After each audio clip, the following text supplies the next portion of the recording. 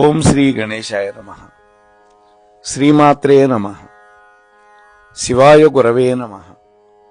శ్రీకృష్ణ పరబ్రహ్మణే నమః. శ్రీరామాయ నమః. శ్రీ గురుభ్యో నమః. శ్రీ దత్తాత్రేయాయ నమః. ఓం ద్రాం దత్తాత్రేయాయ నమః. ప్రియ భగవద్బంధువులారా, మోహనవాణి ఛానల్లో 62 రోజులుగా మీరు దత్తపురాణాన్ని వింటూ ఉన్నారు. ఈరోజు 63వ భాగంలో ఏకాదశి వ్రతం యొక్క వైభవాన్ని చెప్పుకుందాం. నారద మహర్షి సనత్ కుమారుడికి చెప్తూ ఉన్నాడు, దీపకుడు అనేటువంటి శిష్యుడికి వేదధర్ముడు అనేటువంటి గురువు గారు చెబుతూ ఉన్నాడు. నారదుడు అంటున్నాడు, ఓ సనత్ కుమార, సర్వపాప వినాశకరంగా సర్వపుణ్యప్రదాయకంగా 3 లోకాల్లో కూడా ప్రసిద్ధికెక్కినటువంటి మరొక మంచి వ్రతం చెబుతాను వినండి అంటున్నాడు. ఈ వ్రతాన్ని 4 వర్ణాల వాళ్ళు, స్త్రీలు, పురుషులు అందరూ చేసుకోవచ్చు. ఈ వ్రతం విష్ణుమూర్తికి అత్యంత ప్రీతికరం. భక్తితో గనక చేస్తే మోక్షం లభిస్తుంది. దీని పేరు ఏకాదశి వ్రతం. కృష్ణపక్షంలో గాని శుక్లపక్షంలో గాని ఏకాదశి తిథి రోజు ఉపవాసం ఉండాలి. అంటే భోజనం చేయకూడదు, అది పాపం. ఉపవాస ఫలితం గనక పూర్తిగా దక్కాలి అంటే దశమి రోజు రాత్రి నుంచే మొదలు పెట్టాలి. దశమి రోజు రాత్రి భోజనం విడిచిపెట్టాలి. ఏకాదశి 2 పూటలు భోజనం లేదు. అలాగే ద్వాదశి నాటు రాత్రి, అంటే ద్వాదశి పగలు తినొచ్చు, ద్వాదశి ఘడియల్లో రాత్రిపూట తినకూడదు. అంటే మొత్తం 4 భోజనాలు విడిచిపెట్టాలి. అది ఏకాదశి యొక్క వ్రతం చేసేటటువంటి విధానం, ఉపవాసం ఉండేటటువంటి విధానం కూడా. అయితే ఏకాదశి నాడు భోజనం చేయటం అంటే సర్వ పాపాలను కావాలని ఏరి కోరి భుజించటమే. అందువల్ల ఏకాదశి రోజు 2 పూటల నిరాహారంగా ఉండాలి. అందువల్ల ఏకాదశి రోజు ఎవడైనా భోజనం చేస్తే వాడికి పాపాలు వస్తాయి. ఇక అతడికి నిష్కృతి ఎట్లా? పాపాలు చేసిన వాళ్ళు గాని చెయ్యని వాళ్ళు గాని ఏకాదశి రోజు నిరాహారులుగా గనక ఉంటే వాళ్ళందరూ పరమపదాన్ని చేరుకుంటారు. ఈ తిథి విష్ణుమూర్తికి అత్యంత ప్రీతిపాత్రం కాబట్టి భవబంధాలను తెంచుకోవాలి అని అనుకునే వాళ్ళందరూ కూడా తప్పకుండా ఏకాదశి వ్రతాన్ని చేయాలి. దశమి రోజున తెల్లవారుజామునే లేచి దంతధావనం, కాలకృత్యాలు తీర్చుకొని తలారా స్నానం చేసి జితేంద్రియుడై భక్తి ప్రపత్తులతోటి విష్ణుమూర్తిని ఆరాధన చేయాలి. ఆ దశమి రోజు రాత్రికి నారాయణుడి యొక్క సన్నిధిలోనే నిద్రపోవాలి. ఏకాదశి తెల్లవారుజామునే లేచి నిన్నట్లాగానే స్నాన సంధ్యాదులన్నీ పూర్తి చేసుకొని జనార్దనుణ్ణి గంధ పుష్పాలతోటి షోడశోపచారాలతోటి విధిగా అర్చించాలి. ఆ పైన ఈ విధంగా సంకల్పం చెప్పుకోవాలి. ఏమని? ఓ పుండరీకాక్ష, ఏకాదశి తిథి రోజు ఉపవాసం ఉండి మరుసటి రోజు భోజనం చేస్తాను. ఓ అచ్యుత, శరణు శరణు, నాకు ఆ శక్తినివ్వు అని కోరుకోవాలి. ఈ విధంగా ప్రార్థించి దేవదేవుడైనటువంటి ఆ విష్ణుమూర్తి పట్ల భక్తిభావంతో సంతుష్టాంతరంగుడై ఉపవాసం స్వామివారికి సమర్పించాలి. చూసారా, స్వామివారికి సమర్పించేయాలి మనం చేసే ఉపవాసం. ఆ రాత్రి స్వామి సన్నిధిలోనే జాగరణ చేయాలి. అంటే మెలకువతో ఉండాలి. అంటే విష్ణు కథలను వింటూనో విష్ణు కథలను చదువుతూనో ఉండాలి. అలాగే వీటిల్లో ముఖ్యంగా గీతం, వాద్యం, నృత్యం, పురాణ పఠనం, వేద పఠనం, ధూపం, దీపం, నైవేద్యం, పుష్పాలు, అలాగే గంధానులేపనం, పండ్లు, అర్ఘ్యం, ప్రదక్షిణం, సాష్టాంగ నమస్కారం, ఇటువంటి వాటన్నిటినీ కూడా భక్తి శ్రద్ధలతోటి, ఇంద్రియ నిగ్రహంతో, త్రికరణ శుద్ధిగా, జాగ్రత్తగా ఆ రాత్రి జాముకు చేయాలి. ఒక రాత్రికి 4 జాములు ఉంటాయి. ఒక జాము అంటే 3 గంటలు, 4 మూళ్ళు 12 గంటలు అవుతుందన్నమాట. అయితే ఇక్కడ ఉపవాసం ఎంత ముఖ్యమో జాగారం కూడా అంతే ముఖ్యం. విష్ణుమూర్తికి షడ్వింశతి గుణాధికంగా సంతృప్తి కలిగిస్తుంది. షడ్వింశతి అంటే 28, 26, 26 రెట్లు సంతృప్తి కలుగుతుంది. ఈ రెండింటినీ భక్తితో చేసిన వాళ్ళకి పునర్జన్మ ఉండదు. ఇక ఈ వ్రతంలో చిత్తశాఠ్యం కాని, చిత్తలోభం కాని, విత్తలోభం కాని ఎంత మాత్రం పనికిరాదు.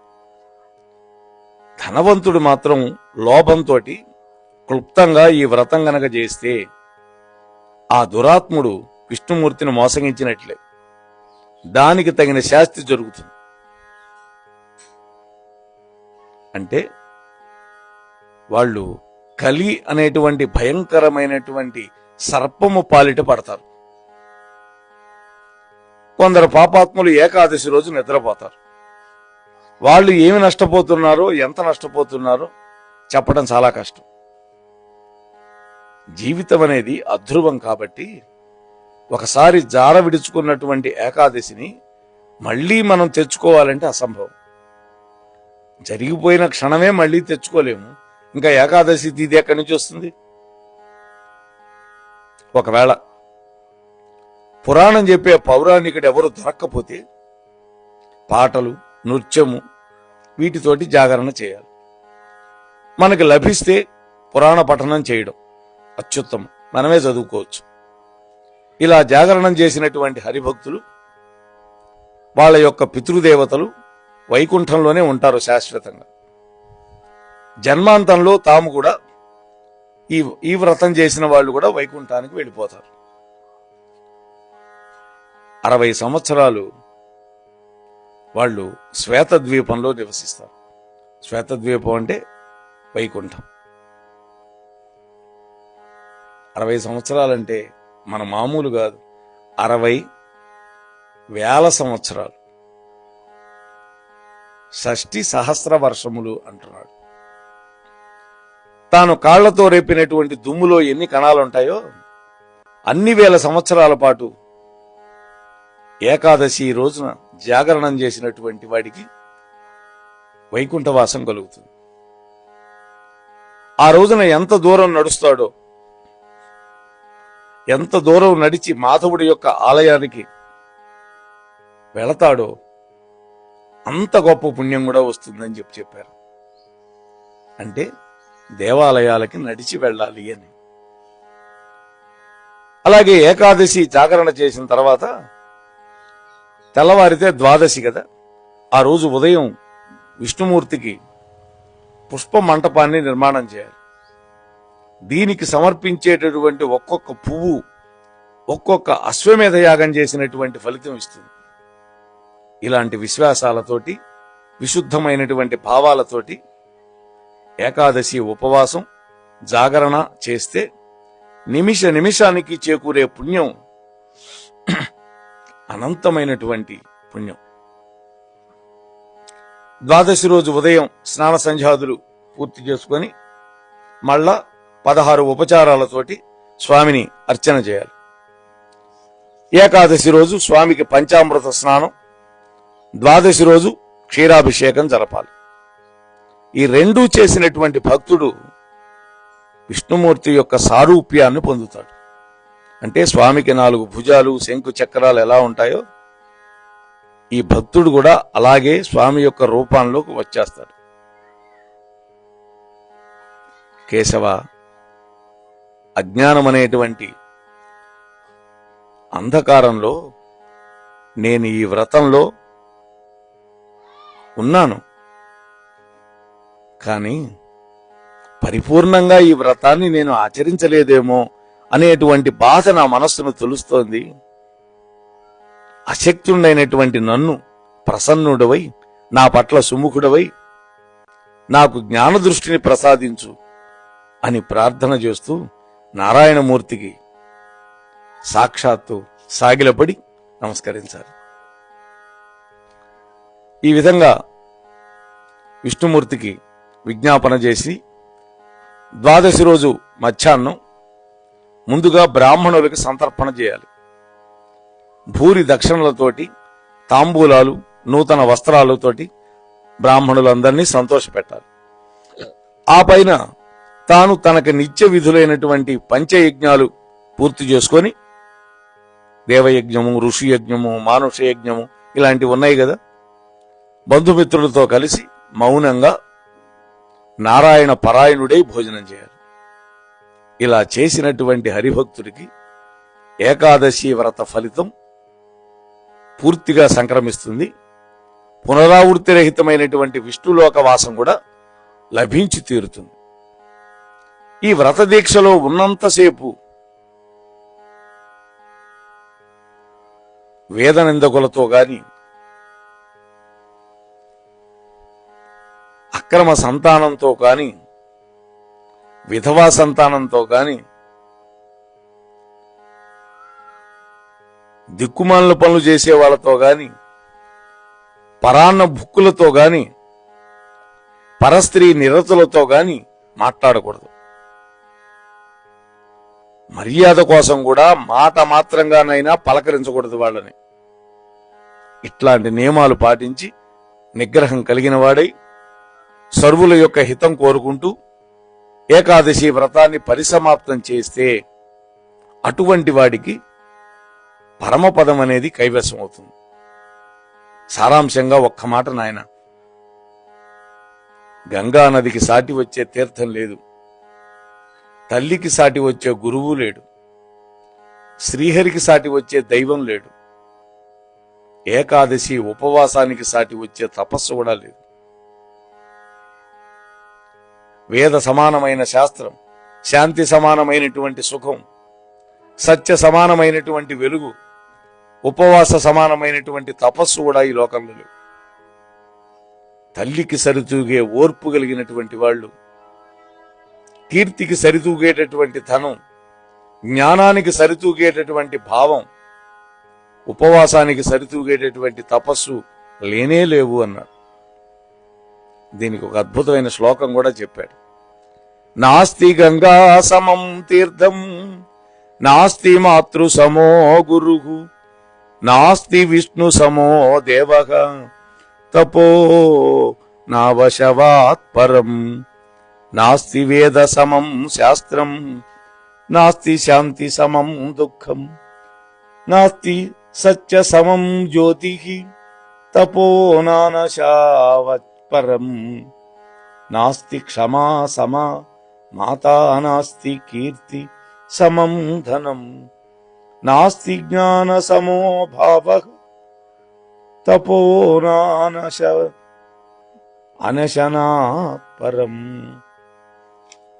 అని అద్భుతంగా ఈ ఏకాదశి యొక్క వైభవాన్ని, ఉపవాస వైభవాన్ని, ద్వాదశి పారణ విధానాన్ని చక్కగా తెలియజేశాడు నారద మహర్షి సనక సనందనాది మహర్షులందరికీ.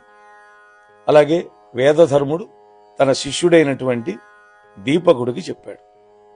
యథాశక్తి నేను కూడా మీతో చెప్పాను. ఇక భద్రశీల అనేటువంటి ఆమె యొక్క చరిత్ర చెప్తున్నాడు నారదుడు. ఓ సనత్ కుమార, ఈ విషయంలో పురాతనమైనటువంటి ఒక ఇతిహాసం ఉన్నది, చెబుతాను ఆలకించు అంటున్నాడు. ఇక్కడ ఈ ఇతిహాసాన్ని చెప్పబోయే ముందు ఒక్క మాట మీకు మనవి చేస్తా. అది పురాణంలో లేదు, కానీ నేను పెద్దల వల్ల విన్నాను కాబట్టి. కలియుగంలో ఉన్నాం మనం, ఉగ్ర రోగాలతోటి బాధపడుతూ ఉన్నాం. షుగరు, బీపీ ఇటువంటి వాటితోటి నిరాహారంగా మనం ఉండలేము. వృద్ధాప్యంలో ఉన్న వాళ్ళు ఉంటారు. మరి వీళ్ళందరికీ ఏకాదశి వ్రతం ఎట్లా ఫలితం ఇస్తుంది అంటే, కనీసం ఏకాదశి రోజు మధ్యాహ్నం పూట లేదా ఆ రోజు రాత్రి కానీ కొద్దిగా సగ్గుబియ్యంతో ఒక ఉప్మాలాగా చేసుకొని తినమన్నారు. అది కూడా కడుపు పగిలిపోతే తినకూడదు.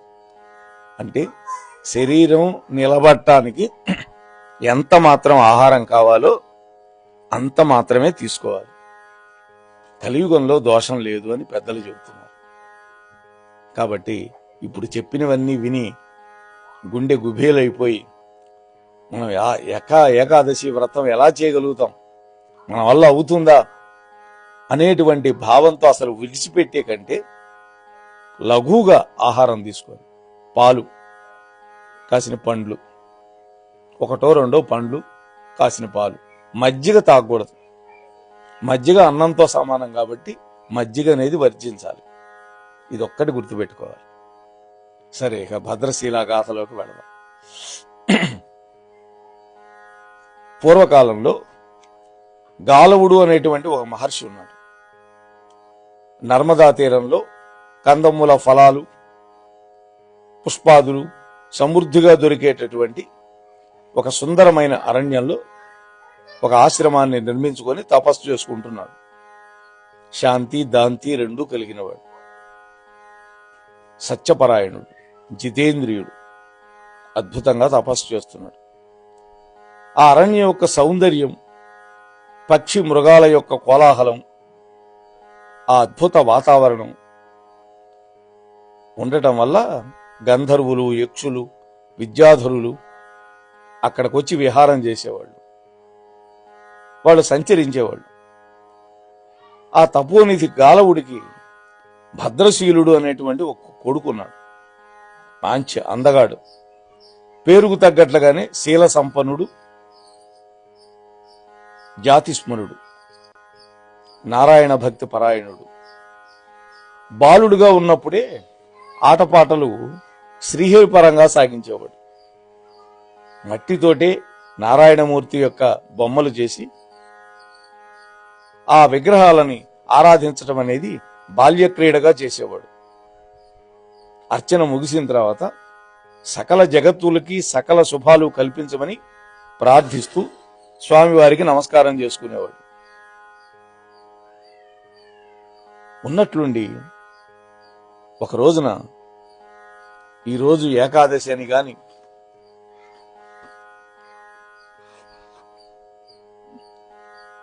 తెలుసుకొని ఉపవాస దీక్ష స్వీకరించేవాడు. రాత్రిపూట జాగారం కూడా చేసేవాడు. బాల్యం నుండి ఈ విధంగా హరిభక్తి తత్పరుడైనటువంటి ఆ బిడ్డను చూసుకొని తల్లిదండ్రులు ఎంతగానో మురిసిపోతూ ఉన్నారు. ఒకనాడు తండ్రి అయినటువంటి గాలవుడు పుత్రుడు భద్రశీలుడిని ఒడిలో కూర్చోబెట్టుకొని ముద్దాడుతూ, నాయనా, మహాయోగులకు సైతం దుర్లభమైనటువంటి ఈ హరిభక్తి, నీ ప్రవర్తన నన్ను పరమాశ్చర్యంలో ముంచుతున్నాయి నాయన. పేరుకు తగ్గట్లుగా ఉన్నావు నువ్వు. నిత్యము నువ్వు చేసేటటువంటి హరిపూజలు, సర్వభూత హితము, ఏకాదశి వ్రతాలు, మమకార రహితంగా శాంత చిత్తంతో చేసేటటువంటి హరినామ స్మరణ, ఇవన్నీ కూడా నీ ఈడు పిల్లల్లో లేవు. నేనేనాడు చూడలేదు. నీకసలు ఈ విష్ణు భక్తి ఇంత చిన్నతనంలోనే ఏ విధంగా ఏర్పడింది నాయన? నా ఆలోచనకు అందటం లేదు. నీకేమైనా తెలిస్తే చెప్పు నాయన, విని నేను కూడా సంతోషపడతాను అన్నాడు తండ్రి. ఇక్కడ చెప్తున్నాడు ఆ పిల్లవాడు, తండ్రి, జాతస్మరుణ్ణి కాబట్టి, జాతస్మరుడు అంటే గత జన్మలో తానేమిటో తెలిసినటువంటి వాడు. పుట్టుక జనరల్ గా పుట్టిన తర్వాత ప్రతి వ్యక్తికి గత జన్మ జ్ఞానం ఉండదు, కానీ ఈ పిల్లవాడికి ఆ జ్ఞానం ఉన్నది.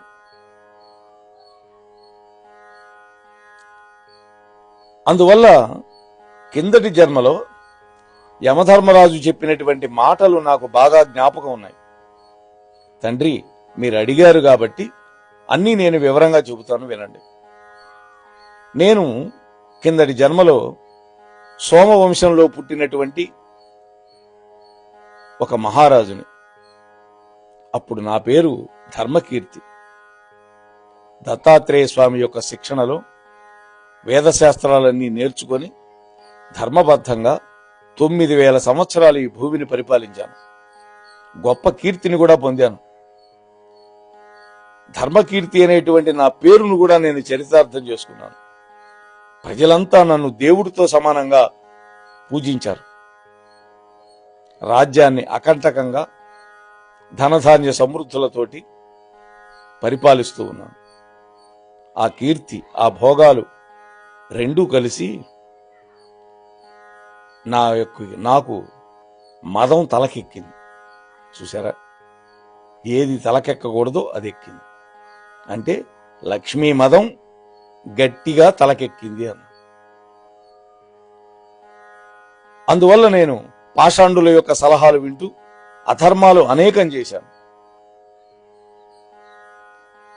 పూర్వసంచితమైనటువంటి పుణ్యాలన్నీ పోగొట్టుకున్నాను. కూడనటువంటి కుయుక్తులు చెబుతూ వితండవాదాలు చేస్తూ రాజ్యంలో యజ్ఞయాగాది క్రతువులు, సమస్త ధర్మకార్యాలు, నోములు, వ్రతాలు, జపాలు, తపాలు అన్నింటినీ ఆపేయించారు. నేను అధర్మ మార్గం పడితే నా ప్రజలు అంతకంటే ముందుకు వెళ్లారు. యథా రాజా తథా ప్రజా కదా. ఎన్నెన్నో ఘోరాలు చేశారు. వాళ్ళు చేసినటువంటి పాపకృత్యాల్లో పరిపాలకుడుగా నా భాగం నాకు కూడా దక్కుతూ వచ్చింది. అందుకనే ప్రజలు పాపం చేస్తే ఆ పాపం 1/6 వంతు రాజుకు వస్తుంది. పుణ్యం చేస్తే 1/6 వంతు రాజుకే వస్తుంది. అదే కప్పం. ఈ విధంగా రకరకాలుగా పాపం పురోగు పెట్టుకున్నాను. ఒకనాడు 10 మంది స్నేహితులతో కలిసి మృగయా వినోదం కోసం అడవికి వెళ్ళాను, వేటాడటం కోసం. క్రూర మృగాలను ఎన్నో వేటాడి అలసిపోయాను. సాయంకాలం అయ్యేసరికి నర్మదా నదీ తీరానికి చేరుకున్నాం. గుర్రం అలసిపోయింది. దాన్ని ఒడ్డున కట్టేసి హాయిగా నదిలో దిగి స్నానం చేశాను. వేట రంధిలో పడి ఉండి ఏమీ తిననందువల్ల నీళ్లతోనే కడుపు నింపుకున్నాను. ఇంతలో సూర్యాస్తమయమైంది. నెమ్మదిగా చీకట్లు కమ్ముకున్నాయి. సేద తీర్చుకొని జలక్రీడలు ముగించి గట్టు మీదకొచ్చాను. అల్లంత దూరంలో మానవుల యొక్క అలికిడి నాకు వినపడింది. మెల్లగా నడుస్తూ వెళ్ళాను. ఎవరో దగ్గరగా గ్రామస్తులు కొంతమంది ఏకాదశి వ్రతం చేసుకుంటున్నారు గుట్టుగా రేవానదీ తీరంలో. నేను కూడా వాళ్లలో ఒకడనే కూర్చుండిపోయాను. వాళ్లతో పాటు ఆ రాత్రంతా జాగారం చేశాను. గుర్రపు స్వారీ, రోజంతా వేట, తిండి తిప్పలు లేకపోవడం, జాగరణ అన్నీ కలిసి ఆ అలసట వల్ల నా ప్రాణాలు ఎగిరిపోయినాయి. చూశారా, అప్పుడు భీకరమైనటువంటి ఆకారం కలిగినటువంటి యమభటులు ప్రత్యక్షమైనారు. ఆ ప్రత్యక్షమైనటువంటి యమభటులు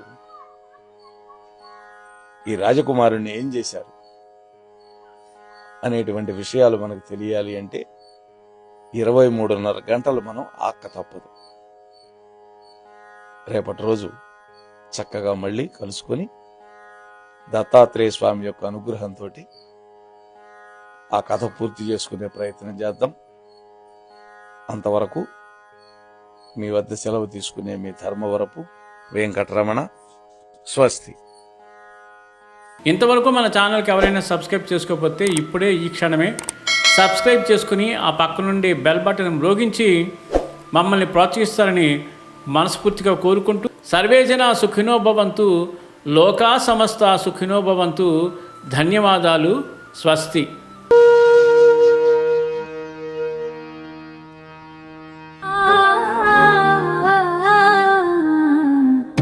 మోహనగా